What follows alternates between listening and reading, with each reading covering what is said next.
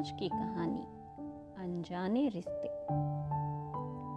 एक गांव में एक बूढ़ी दादी अम्मा रहती थी जो कि 70 साल की हो चुकी थी। अब उसके साथ रहने वाला अपना कोई नहीं था। वह गांव में ही घूम घूम कर किसी से मांगकर कुछ भी खा लेती थी और लोगों के द्वारा दान दिए गए कपड़ों से अपना गुजारा करती। इसी तरह काफ़ी साल बीत गए और फिर बूढ़ी अम्मा बहुत ही कमज़ोर हो गई, लेकिन उसकी सुध लेने वाला कोई नहीं था। गांव के लोग भी उस बूढ़ी दादी अम्मा से दूर ही रहना पसंद करते थे। एक बार की बात है, मौसम बहुत ही खराब था। काफ़ी तेज हवाएं चल रही थी और बादल भी गरज रहे थे। साथ ही साथ अंधेरा भी हो चुका था। तभी उस गांव में एक युवक आया जो कहीं घूमने जा रहा था, मगर उस गांव के पास से गुजरते वक्त उसकी गाड़ी खराब हो गई थी। काफ़ी कोशिश करने के बावजूद गाड़ी नहीं बन पाई और उसने मौसम को देखकर रात उसी गांव में गुजारने का फैसला किया।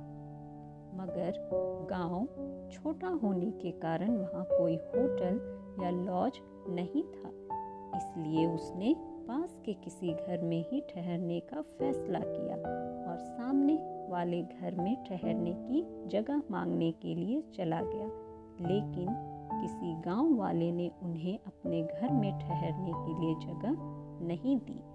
आखिर में थक हार कर वह गांव से आगे बढ़ने लगा, जहां उसे एक बूढ़ी दादी अम्मा का झोपड़ा दिखा जो टूटा फूटा काफ़ी जर्जर दिख रहा था, लेकिन वह मजबूर था। उसके कदम उस झोपड़ी की ओर बढ़ गए। उस युवक को अपनी झोपड़ी के पास देखकर दादी अम्मा को कुछ भी समझते देर न लगी और उसने उसे घर के अंदर बुलाया और उस खराब मौसम में झोपड़ी में ठहरने की जगह दी। वह ना चाहकर भी उनके यहाँ रुकने को तैयार हो गया। उस बूढ़ी दादी अम्मा के पास भले ही कुछ ना हो, लेकिन दिल काफ़ी बड़ा था। उसने जो भी घर में खाने को था उस युवक को खिलाया और खुद नीचे सोकर उस युवक को चारपाई में सोने को कह दिया। उस बूढ़ी दादी अम्मा की निस्वार्थ भावना को देखकर युवक काफ़ी प्रभावित हुआ। उस रात उस युवक ने दादी अम्मा की सारी कहानी जान ली। अगली सुबह मौसम साफ हो चुका था और उस युवक की गाड़ी भी बन चुकी थी। अब वह दादी अम्मा को अपने साथ चलने को कहने लगा। तब तक गांव के कुछ लोग भी वहां जमा हो गए थे। उनमें से एक ने कहा, अरे यह तो शहर के बहुत बड़े रईस विक्रम साहब हैं। विक्रम एक बहुत ही बड़ा बिजनेसमैन था जो अनाथ था, लेकिन अब उसे एक माँ मिल गई थी और बूढ़ी दादी अम्मा को बेटा।